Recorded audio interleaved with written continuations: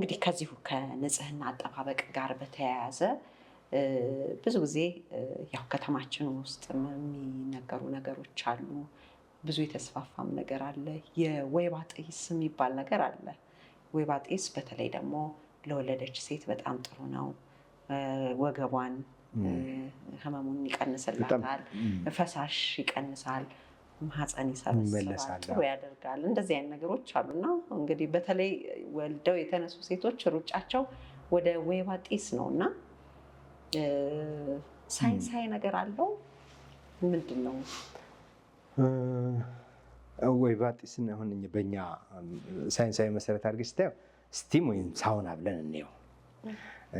እንግዲህ የወይባ ጢስን ልዩ የሚያደርገው የወይባ ጢስን ከሎካሊ ልዩ የሚያደርገው የወይራ ወይ ቅጠሉ ወይ እንጨቱ ጢስ አለ፣ የሚታፈን ነገር አለ። ከአንገታቸው በላይ ክፍት የሆኑና በቆዳ ተሸፍነው ብዙ ብርድ ልብስ ለብሳ ተሆልቴን ግን ሁሉም ነገሩ ሄዶ ከፍተኛ ሙቀት፣ ከፍተኛ ማላብ ፐርስፓይሬሽን ይኖረዋል። በጣም ከፍተኛ የማላብ ይኖረዋል እና አንዳንዴ ኢቭን የቃጠሎ ምልክቶቹ ጭኖቻቸው ምናምን ተቃጥለው ሁሉ የምናይበት ጊዜ አለ።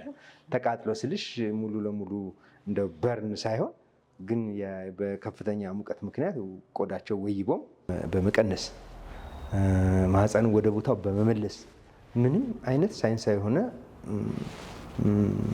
ኮንትሪቢዩሽን የለውም። የሚያበረክተው ነገር የለም። ሳውናም አይጠቅምም፣ ስቲምም አይጠቅምም፣ ወይባ ጢስም አይጠቅምም።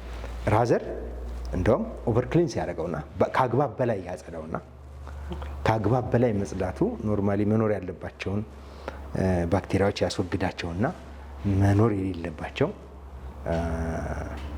ፈንገስ ወይም ባክቴሪያል ቫጂኖሲስ እንዲመጣ ያደርጋል። እንደውም በተቃራኒው ፈሳሽን ይጨምራል፣ ማሳከክን ይጨምራል፣ አካባቢውን ይጎዳል። ስለዚህ መወገድ ያለበት ባህል ነው ብዬ ነው የማስበው። ይሄ ከማን ጋር እንደሚያጋጨኝ አላውቅም። በጣም